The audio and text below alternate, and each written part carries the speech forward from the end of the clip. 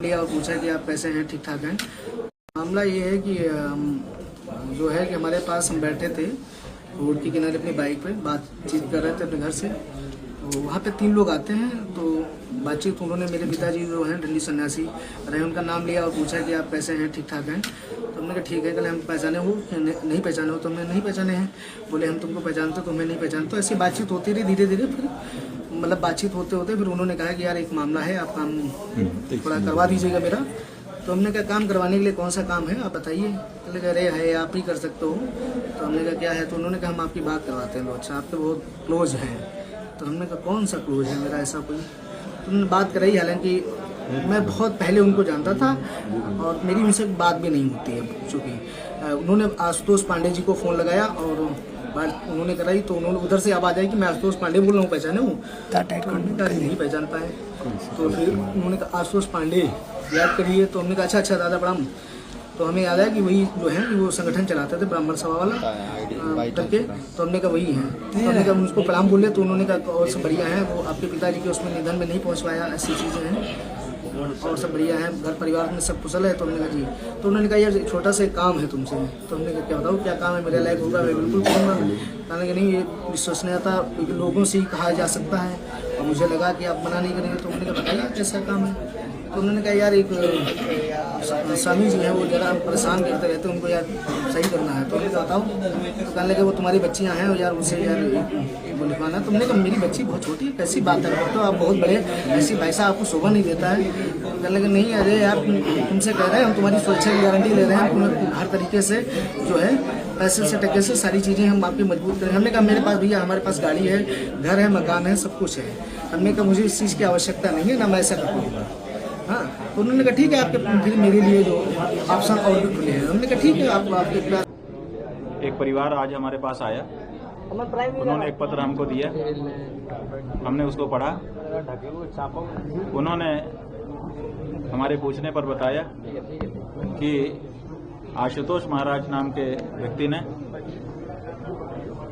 हमें ये कहा कि तुम्हारे माइनर बच्चियां हैं, उनका नाम लेकर के अभी मुक्तेश्वरानंद के ऊपर आरोप मढ़ दो, हम तुमको बच्चियों के विवाह आदि के लिए पर्याप्त धन उपलब्ध करा देंगे, कोई तकलीफ नहीं होने देंगे।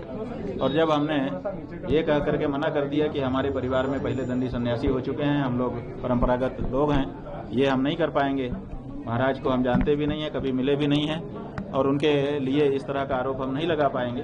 तो उन्होंने धमकी दी कि फिर देख लेना, अपने आप को बचा के रखना। तो ये गंभीर बात है कि इस तरह से लोगों को प्रलोभन दे करके या धमका करके हमारे विरुद्ध खड़ा करने का प्रयास चल रहा है, जिसका पता चलता है।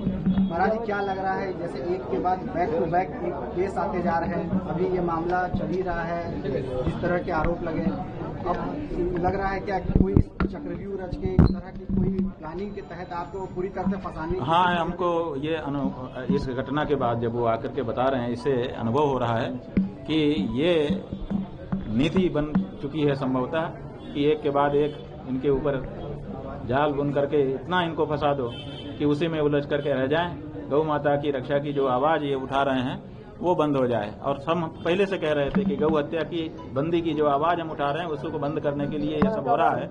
अब वो और ज्यादा प्रमाणित होने लगा। महाराज जी सीडी की भी चर्चा चल रही है, उसको भाई सीडी है तो सार्वजनिक कर दो। कौन सी सीडी है? किसी कैमरे में ताकत नहीं है कि वो दृश्य बना ले। जब दृश्य होता है, जब हमारे जीवन में ऐसा दृश्य ही कभी नहीं बना तो उसको कौन सा कैमरा रिकॉर्ड कर लेगा? इसलिए सीडी कह करके लोगों के बीच में भ्रम फैलाना ठीक नहीं है। महाराज जी उस व्यक्ति द्वारा जो खुलासा किया गया उसके बाद उसके जान को खतरा हो सकता है। अब ये व्यक्ति जो है वो कह रहे हैं, इसके लिए उन्होंने चेहरा भी आप लोगों के सामने नहीं रखा। वो कह रहे हैं कि हमको एक बात कह देने के बाद जान का भी खतरा है, लेकिन उनके लिए सुरक्षा के लिए प्रार्थना भी की जाएगी और क्या किया जा सकता है।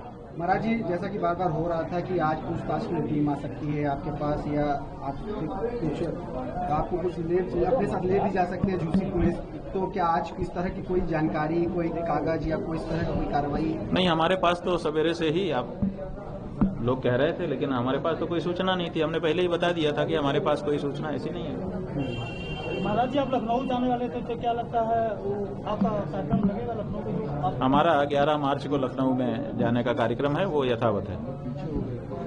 अखिलेश यादव ने आज आपका फिर समर्थन किया है। उन्होंने नारा दिया है भाजपा हटाओ सनातन बचाओ। सच्चे संतों का अपमान करके भाजपा ने फिर साबित कर दिया है कि सिवाय अपने पैसों की भूख और खुदगर्जी के वे किसी की भी सगी नहीं है। ये बात तो बिल्कुल सही कही है उन्होंने। भाजपा हटाओ की बात जो है वो आप उनको कह सकते हैं कि राजनीति कर रहे हैं, लेकिन सच्चाई यही है कि सनातन की सबसे बड़ी दुश्मन इस समय तो भाजपा ही बनी हुई है। और विशेष करके गेरुआ कपड़ा पहन के गद्दी पे बैठे हमारे आदित्यनाथ बने हैं। महाराज जी, जो शाहजहांपुर की बात आ रही है उसमें कुछ पता चला है कि किसकी तरफ से ये सारे जो कूट रचना की जा रही थी, किसकी तरफ से चक्रव्यूह? अभी तो वो व्यक्ति हमारे सामने आए हैं। अभी थोड़ी देर पहले ही उन्होंने अपनी बात सुनाई है। अभी वो बैठे हैं बगल में। हम आप लोगों से बात करने के बाद उनसे और भी चर्चा करेंगे। उन्हीं आशुतोष महाराज या आशुतोष पांडे का नाम आ रहा है उसके इस केस में भी? हाँ, वो कह रहे हैं कि वो स्वयं पत्रकार हैं।